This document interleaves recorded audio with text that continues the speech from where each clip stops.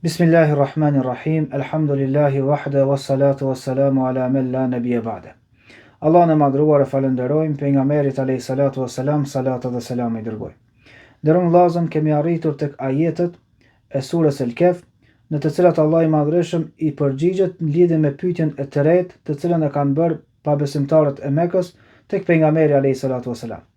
Në fillim kur kemi filluar me fol për surën El-Kehf dhe kemi treguar për arsyeën dhe shkakun pse ka zbrit kjo sure, kemi thënë arsyeja e zbritjes së kësaj sure është nga se mushrikët Quraysh kanë bërë një udhtim mbi 400 kilometra drejt Medinës, ku kanë shkuar me vetëm qëllim që të marrin informacione prej jehudive që gjindeshin në Medinë në lidhje me pejgamberin alayhi salatu wassalam dhe të mësojnë diçka se si ta poshtrojnë pejgamberin alayhi salatu wassalam kur mrrin dhe kur të kthehen në Mekë. Para ne, çfarë sakrifice kanë bë për ta mbrojtur të pavërtetën, e që ne fatkeqësisht nuk kemi mundësi me bë për ta mbrojtur të vërtetën. Pra gjithë këto them, mbi 400 kilometra rrugë për me shku, dhe mbi 400 kilometra për më kthy, vetëm me marr pak informacion që me poshtru pejgamberin alayhi salatu wassalam. Dhe kur shku në Medinë dhe informuan jehudit, ata i thanë: "Banja këto 3 pyetje këtij njeriu që po pretendon se është pejgamber. Në qoftë se i den, atëherë pasojeni nga se është pejgamber dhe ka ardhur tek ju. Në qoftë se kish me ardhur tek ne, kish me pasu. Po masi ka ardhur tek ju, atëherë ju e keni obligim me besu." Than pyetni për djelmoshat e shpellës, që kemi sqaruar në fillim të surës El-Kehf, pyetni për shpirtin, edhe për këtë kemi fol, dhe than pyetni për personin që e ka sundu lindjen dhe perëndimin, pra pyetni për Dhul-Karnenin. Dhe Allah i madhreshëm tash po fillon me i sqaru, do të thotë ajetet si përgjigje ndaj pyetjes së tretë që kanë bë mushrikët Quraysh ndaj pejgamberit alayhis salam. Para kësaj, para se me fillu me sqaru këtë ajet, apo këta ajete që kanë të bëjnë me Dhul-Karnenin, ne në ligjëratën e kalume, që kemi nda 3 ligjërata, kemi fol për tregimin e Musait alayhis salam me Khidrin. Dhe në atë tregim treguohet rrugtimin që e ka bë Musai alayhis salam për të kërkuar dituri. Dhe tash lidhshmëria mes këtyre dy ngjarjeve. Dhe tash Allah i madhreshëm në këtë ngjarje e Dhul-Karnenit na tregon rrugtimin që e ka bë Dhul-Karneni për ta ngritur fjalën e Allahut të madhreshëm nëpërmjet xhihadit. Dhe kjo tregon për rëndësinë e xhihadit dhe për rëndësinë e kërkimit të diturisë që e ka në jetën që duhet ta ketë, do të thotë besimtari në këtë botë. Allah i madhreshëm po fillon në këtë ajet dhe këtë ngjarje me këtë ajet ku po thotë: "Wa yas'alunaka 'an Dhul-Karnain." Të pyesin ty o Muhammed për Dhul-Karnenin. Kjo shprehje dhe të pyesin ty në Kur'an përsëritet shumë herë. Pra çdo herë kur dikush e ka pyetur pejgamberin alayhi salatu wassalam dhe pejgamberi nuk ka pas njohuri dhe Allahu e ka informu, ju ka drejtu me këtë shprehje. Të pyesin ty. Dhe pyetsi nganjëherë ka qenë pabesimtar, nganjëherë ka qenë besimtar. Në rastin konkret kanë qenë pabesimtar që e kanë pyetur për Dhul-Karnenin.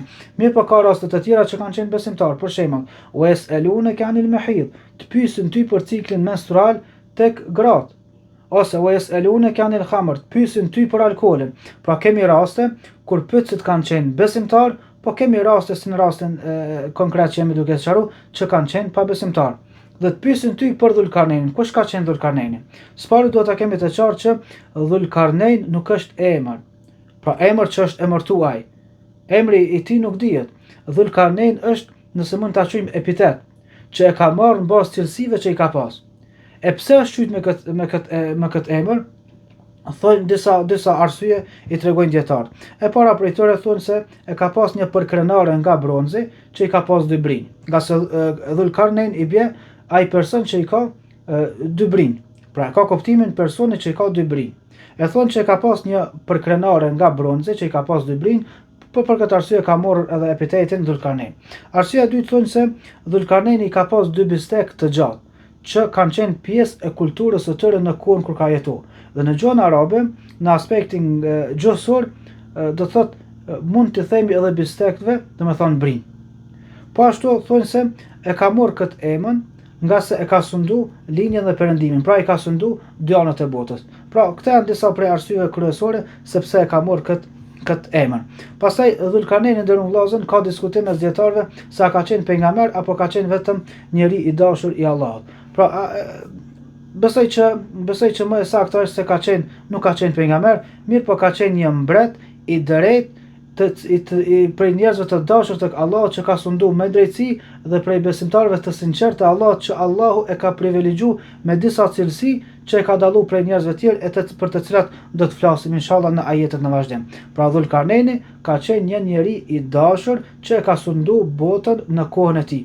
Për këtë thonë dietarët, botën e kanë sundu 4 persona, 2 prej tyre besimtarë dhe 2 prej tyre pa besimtarë. Sa i përket besimtarëve kanë qenë Sulejmani alayhis salam dhe i dyti ka qenë Dhulkarneini. Pastaj Allah po thot kul se etlu aleikum min dhikra. Thuju, po i drejtohet pejgamberit alayhis salam, atë pyetën për Dhulkarneinin. Thuju tash atyre se do t'ju informoj dhe do t'ju jap disa informacione në lidhje me ta.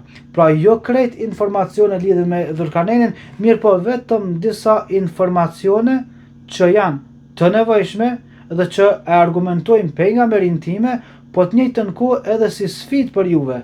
Pra si sfidë për juve, nga se jo nuk keni mundësi me morë informacione, ku keni mundësi me mësu. Pra dhe unë, ku pa ta mundësi me mësu, po mos të ishta pejgamber. Pra jam mesin e juve, bashkë me juve jam rrit, nuk kam pas njohuri kur për këtë gjona. Pra kjo përgjigje e shprej ose argumenton pejgamberin e pejgamberit alayhis salatu wassalam dhe Allah po i thot edhe informoj, mirë po të njëjtën kohë edhe me këtë mësim edhe do të sfidosh ata. Pastaj Allah i madhreshëm po thot inna makkanna lahu fil ardi wa ataynahu min kulli shay'in sababa. Ne thot Allah i madhreshëm i kemi dhënë mundësi në tokë. Pra Dhulkarneinit i kemi dhënë mundësi shumë. Çish mundësi? I kemi dhënë forcë, i kemi dhënë ushtri, i kemi dhënë dije, i kemi dhënë menaxhim të drejtë që e ka merituar, do të thot, edhe sundimin e tokës. Wa ataynahu min kulli shay'in sababa. Dhe i kemi dhënë, Allah po thot, mjete të cilat ja kanë mundsuar me arrit çdo sen çka ka dashur këtë botë.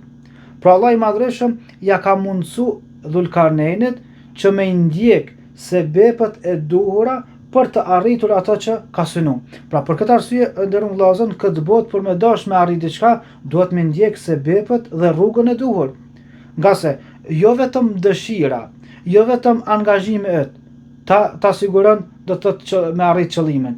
Mirë po përveç angazhimit tan, përveç vullnetit tan, dëshirës tone, duhet me aqëllu edhe sebepet. Për momentin kur ki vullnet, kur ki angazhim, kur ki punë, po të njëjtën kohë e gjan edhe sebepin e duhur, e ndjek rrugën e duhur, me lejen e Allahut të Madhreshëm, rezultati nuk ka më mungu, çashtu qish nuk i ka mungu Dhulkarneinit. Këtu nderuar vëllezër, duhet ta nxjerrim një dobi. Në këtë botë besimtari e ka për obligim që me ndjek sebepet. Nga se ndjekja e sebepet nuk bie ndesh me besimin. Për këtë arsye së pari duhet me marr sebepet, pastaj më mbështet në Allahun fuqiplot. Shikoj nderuar vëllezër, po marr vetëm një shembull, një dobi në surën Maryam, me ngjarjen e Maryamës alayhis salam. Në ajetin kuranor fa ja'aha al-makhadu ila jad'i nakhla, kur Allah i madhreshëm tregon për periudhën më kritike të Maryamës, kur e kapin dhimbt e lindjes dhe shkon dhe mbështetet tek një pemë e hurmës. Pra në një gjendje tepër të rëndë, në një gjendje tepër dopt. Çka po i thot Allah i madhreshëm në këtë rast? Wa huzzi ilayki bi jid'in nakhla tusaqit alayki rutaban janiya. Pra në këtë gjendje, po i thot Allahu shko në pemën e hurmës, nga se kanë me të ra fruta të hurmës të reja. Do të thonë, kanë më të pikë tek ti fruta të hurmës, me të cilën kemi ngrënë dhe kemi marrë forcë. Mirë, po cila është dobia këto? Maryamja ka qenë në periudhën e saj më kritike dhe më të dobët. Paramendën periudhën e lindjes. Dhe kemi të bëjmë në anën tjetër me pemën e hurmës, që është një pemë shumë e fortë dhe e fuqishme. Po të mblidhen me 10 persona, nuk kanë mundësi me shkun. E çish ka mundësi me shkun një grua që është në momentet e dobta të saj. Mirë pa Allah nëpërmjet këtij ajeti dëshiron me na tregu neve se ne duhet t'i marrim sebepet. Prej neve Allah e dëshiron mundën, e dën angazhimin, dën me na pas se jemi duke u mundu. E pastaj Allah i madhreshëm kur gjani nuk i kushton atij që me na çu rezultatin, edhe në qoftë se ne ndoshta punën nuk e bëjmë për me meritu atë rezultat. Pra Maryamja në gjendjen kritike po e shkon një pemë që nuk mundën me shku 10 burra. Dhe Allah i madhreshëm po ja dërgon ato fruta. Pra kjo tregon për rëndësinë e marrjes së sebepeve në këtë botë. Pastaj Allah po thotë fa atba'a sababa.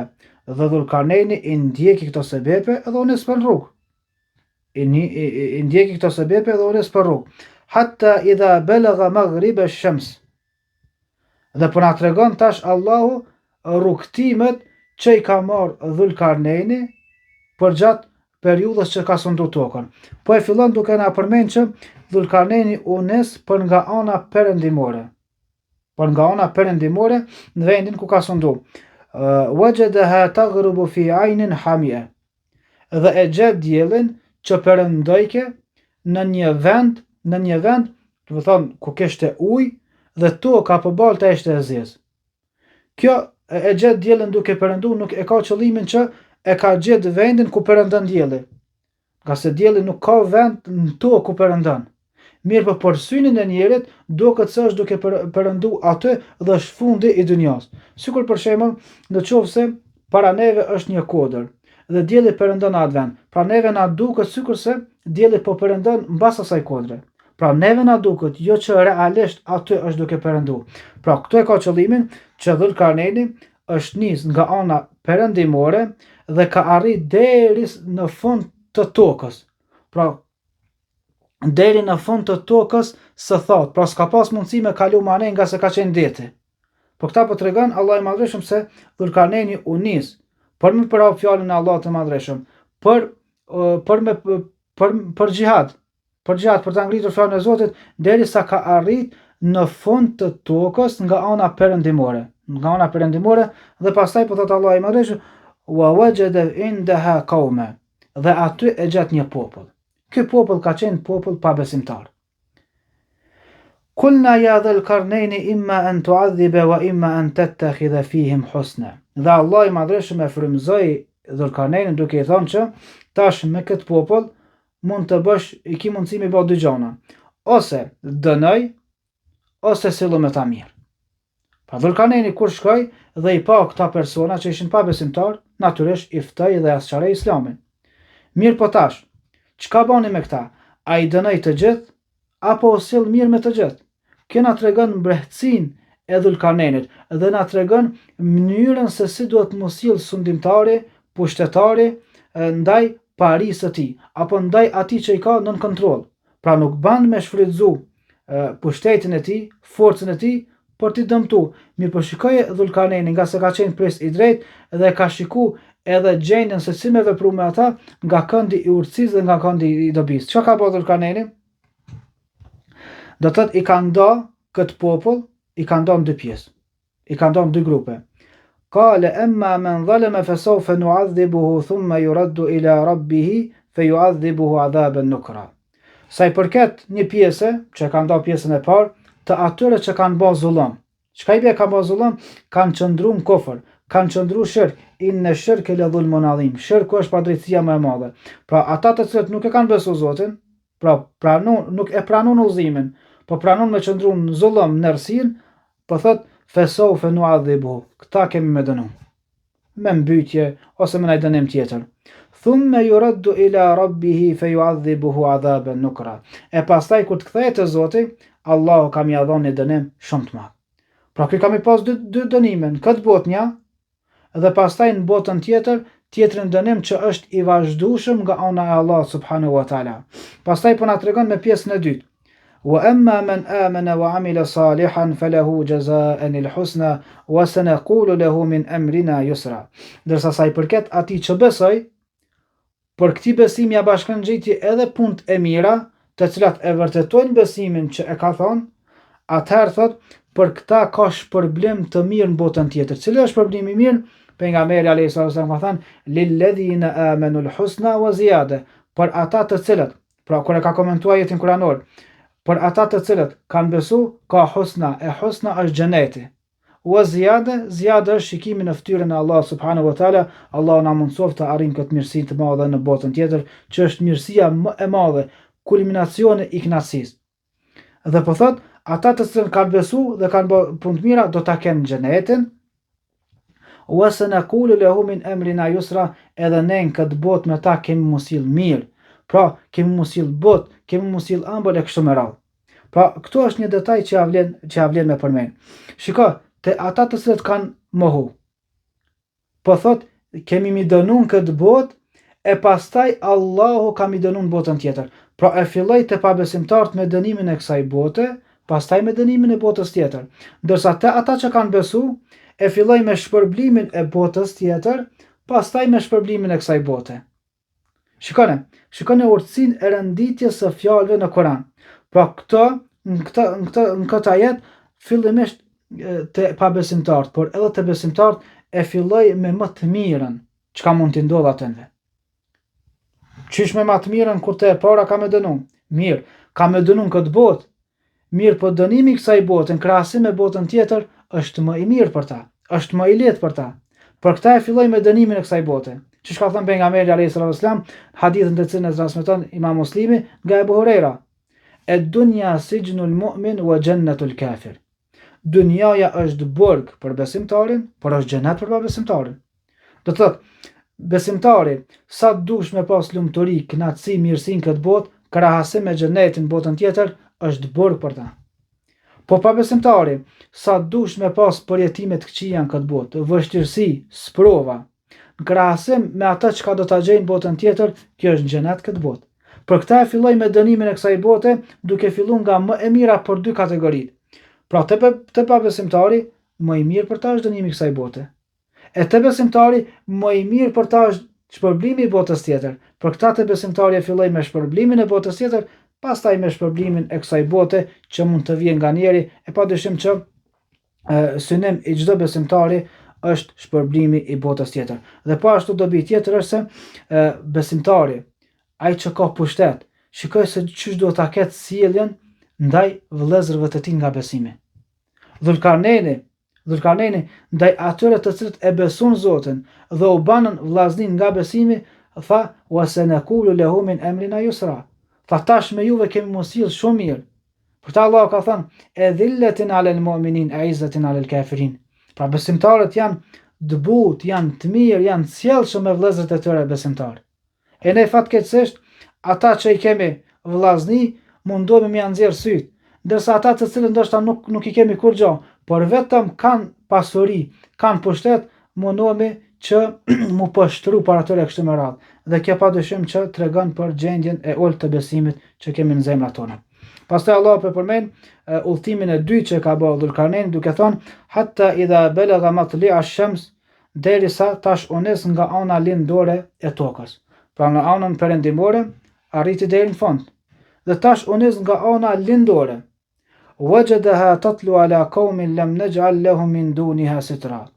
Dhe tash kur u nis nga ana lindore e tokës në cilën sundonte, ai aty e gjet se linte në një vend ku ishte një popull që thot Allah i madhreshëm, s'kemi bë asnjë lloj pengese mes tyre edhe diellit. Çka ka kuptimin kjo, s'kemi bë asnjë lloj pengese mes tyre edhe diellit? Ka disa kuptime. E para, ka mundësi që vendi ku kanë jetu këta të ketë qenë vend ku dielli nuk ka perëndu fare për gjatë vitit, ose ka perëndu vetëm pak kohë. Pra non stop kanë qenë ata të nënshtruar ndaj diellit. Pra dielli ka qenë mbi kokat e tyre. E dyta thonë, këto kanë qenë njerëz primitiv. Ka qenë njerëz të, domethënë, në shkallën më të ulët të civilizimit, ku s'kan pas as shtëpi, s'kan pas as vend ku mu fresku dhe me qëndru në hije. Sa që thonë disa prej tyre që s'kan pas as rroba që janë veshme ta. Dhe Dhulkarneini tash kur po niset nga ana lindore e tokës, po e gjen këtë kategori të njerëzve dhe po ashtu edhe këta i fton në Islam dhe vepron njëjtë sikurse me kategorinë e parë që e përmendëm pak më herët. Pastaj Allah i madhreshëm po thot: "Kedhalika wa qad ahatna bima ladayhi khubra." Kështu ndodh. Pra çiken ngjarje që kanë ndodh me dijen dhe vullnetin e Allah subhanahu wa taala, dhe Allah po thot se çdo sen çka ka ndodh, çdo sen që ka ndodh në lidhje me Dhulkarnein, po që ndodh edhe me këtë njerëzit, Allah thot se ne dim gjithçka rreth saj dhe rreth këtyre ngjarjeve.